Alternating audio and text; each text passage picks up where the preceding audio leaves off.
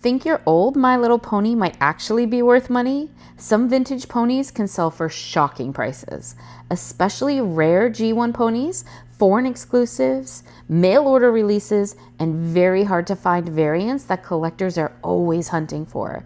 Today I'm showing you how to identify every major My Little Pony generation, how to spot valuable ponies fast, and the exact details serious collectors look for when treasure hunting.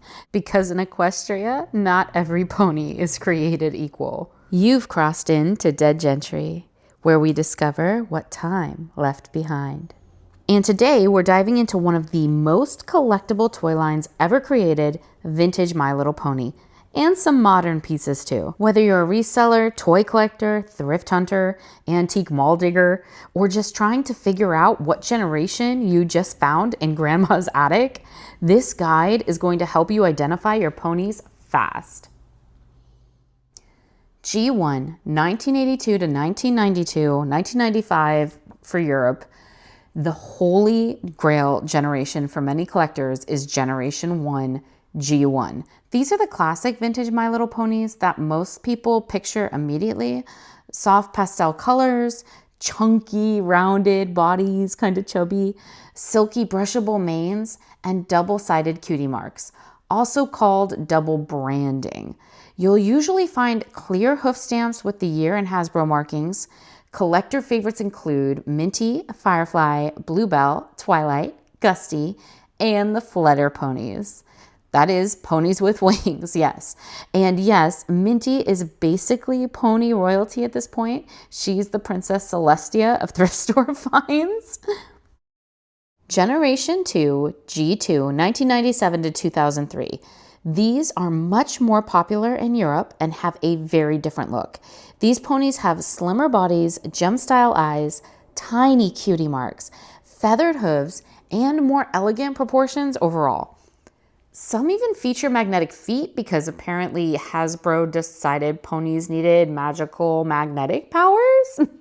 Maybe being an alicorn just wasn't good enough. I don't know. G2 can surprise collectors because certain European releases and harder to find variants are incredibly collectible, meaning much more valuable than North American collectors tend to realize. On to G3. That's from 2003 to 2009. Generation 3 is the generation I constantly find while thrift hunting in places like Goodwill. They are out there. Bright colors, big cartoonish eyes, lots of flowers and sparkles and hearts. If you remember only that about G3, then you'll have a pretty good idea of what you're looking for. And of course, the play sets. These are usually more affordable for beginner collectors, but certain rare releases, store exclusives, holiday editions, and sealed playsets can still carry really strong value. Then there's G3.5, that is Generation 3.5, 2009. This is the infamous baby face era. Shorter bodies, oversized heads, and extra childlike proportions. This was a redesign and it's a little divisive among collectors. There's some tea here, right? It's kind of like the Discord timeline of pony history, but there are still fans hunting specific characters and harder to find releases, and I happen to be one of them. And Generation 4, 2010 to 2021. The generation that launched the most massive fandom explosion, right? Friendship is Magic changed everything. There was My Little Pony before Friendship is Magic and after, but there is no My Little Pony without Friendship is Magic. Huge eyes, slimmer necks, recognizable characters, and lots of them. Mountains of retail merchandise, tie-ins with all sorts of things. Collectors love looking for Comic-Con exclusives, Funko items, limited edition figures. Japanese imports can be very pricey, convention merch, prototypes, complete accessory sets. And trust me on this, when there are good toy lots available, things like tiny plastic apples, combs, brushes, pets, random little butterflies disappear faster than Rainbow Dash after property damage. Generation 5 is the newest modern era tied to My Little Pony: A New Generation. So that's 2021 to now is G5.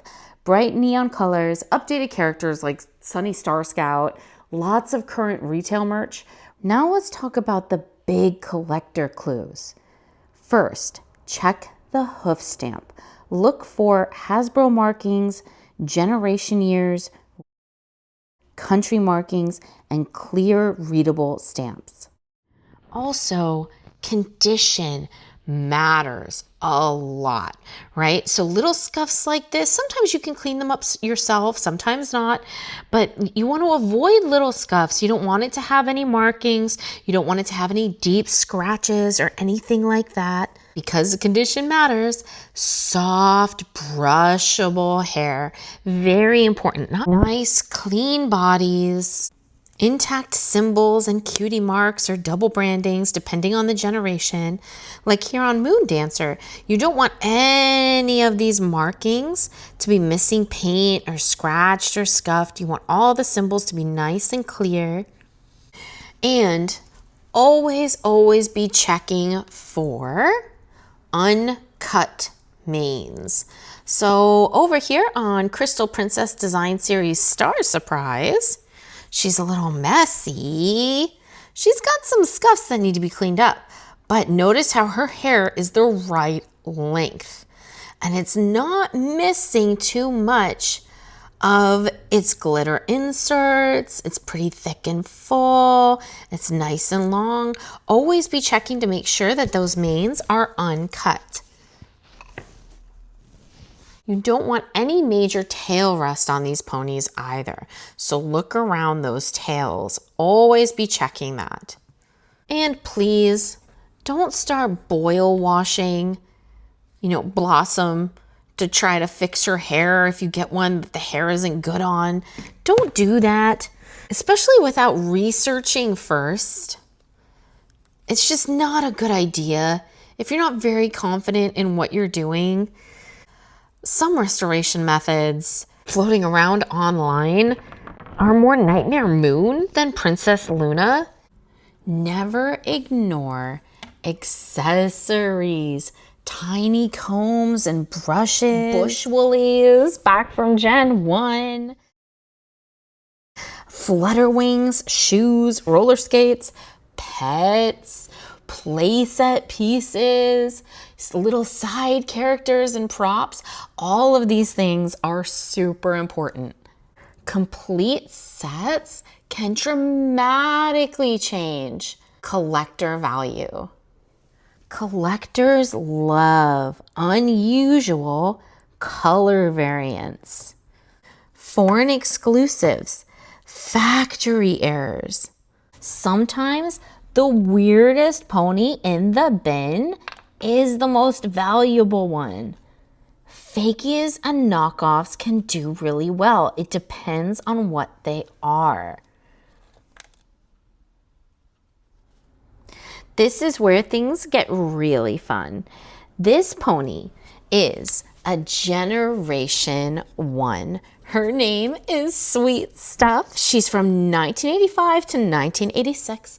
She is a twinkle eye, so she has that crystal inset in her eye. As of 2026, her value is around $20 to $45, depending on where you find her. But I want you to notice the rounded body shape, right? Those big chunky legs, the big full face, very pretty. And also the double cutie marks, those double hindquarter marks of gumdrops on both sides, distinguishing her as a Gen 1, the original mane texture, right? And the hoof stamp right here. This mold is highly recognizable to vintage MLP collectors and tends to perform better than more common later releases. Rounded body shape, double cutie marks, clear year marking right there, 1987. See above Hasbro there? This is actually Sleep Tight. She was from a Slumber Party gift pack. This one is a Generation 3. You can immediately tell by the different color palette, the large cartoon shaped eyes, very big, and the smaller rounded, they're still rounded, but you see how the body proportions are smaller overall. This beautiful piece is from 2002. It's really hard to make out, but it's down there on her hoof. Of course, we have to mention generation 3.5. Notice the lack of cutie mark. She just has one big name all across her side. This is the piece I just picked up from Toy Fusion. She is beautiful. She's from 2008, and she is a beautiful sparkle Pinkie Pie. Yes, you can play with them too. Let me borrow this guy. Okay, that's right. You go ahead. And here we have an example of generation, so cute, generation 5. Here are some mistakes new collectors make all the time. Overcleaning or damaging hair during restoration. Please, I know I sound like a broken record, please do not cook your ponies like you're working in Pinkie Pie's experimental bakery. Tiny accessories matter more than most people think. Don't accidentally toss them in the trash. And if you're in a garage sale or thrift store shelf type of setting, take a good hard look around to make sure you're not missing anything. Not every old pony is valuable. Some are extremely common.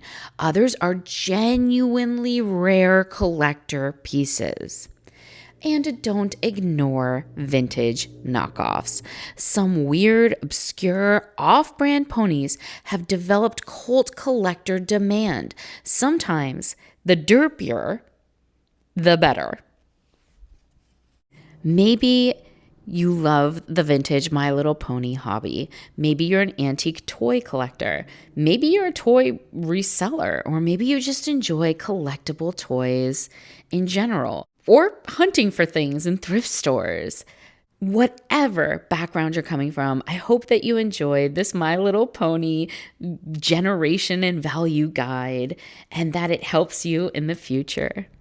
If you love vintage toys, collectible treasure hunting, rare finds, and learning what items are actually worth the money, make sure you subscribe because we hunt through everything from antique malls to thrift stores to strange storm cellars to uncover forgotten treasures. And don't miss Wednesday's Toy Fusion episode. I found some genuinely wild surprises inside of this store. Stay curious, friends.